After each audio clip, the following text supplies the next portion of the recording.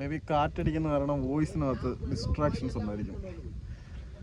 ഇപ്പം Indian super ലീഗിൽ എല്ലാ ടീമുകളുടെ അവസ്ഥ അത്യാവശ്യം പരിതാപകരമായിട്ടാണ് പോയിക്കൊണ്ടിരിക്കുന്നത്. Mohun Bagan Super Giants structural ചേഞ്ചിന് വിധേയമാകാൻ പോകുന്നുണ്ട്.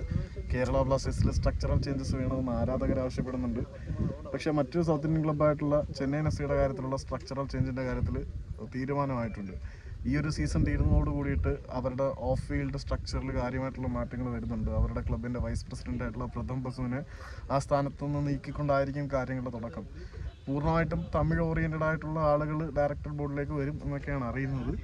അപ്പം ഈ തമിഴ്നാട്ടിൽ എത്രമാത്രം ഫുട്ബോളിന് വേരോട്ടമുണ്ട് എന്നുള്ള ഒരു ചോദ്യചിഹ്നം തന്നെയാണ്. ഇപ്പോൾ ISL കുറച്ച് തമിഴ്നാട് പ്ലേയേഴ്സ് കളിക്കുന്നുണ്ട്. മൈക്കിൾ സുസിരാജിനെ പോലെയുള്ള കുറേ താരങ്ങൾ ഉണ്ടായെങ്കിൽ പോലും അവർ കാര്യമായിട്ടുള്ളൊരു റെപ്രസെൻറ്റേഷൻ തമിഴിയൻസിന് തമിഴ് ചെന്നൈയിൻ എഫ്.സിയിൽ ലഭിക്കുന്നില്ല എന്നുള്ള പരോക്ഷമായിട്ടുള്ള ആരോപണം ഉയരുന്നുണ്ട്. ചെന്നൈയിൻ എഫ്.സിയുടെ തലപ്പത്തിരിക്കുന്നവർക്ക് ക്ലബിനോട് കമ്മിറ്റ്മെൻ്റ് ഇല്ല എന്നുള്ള തിരിച്ചറിവിനെ തുടർന്ന് പ്രഥം ബസുവിനെ നീക്കി തുടക്കം കുറിക്കുന്ന ശുദ്ധീകരണത്തിൽ കുറേ ആളുകൾ പുറത്തോട്ട് പോകും. അത്തരത്തിലൊരു ചേഞ്ച് ബ്ലാസ്റ്റേഴ്സിൽ ആഗ്രഹിക്കുന്നുണ്ട്. നടന്നാൽ കൊള്ളാം.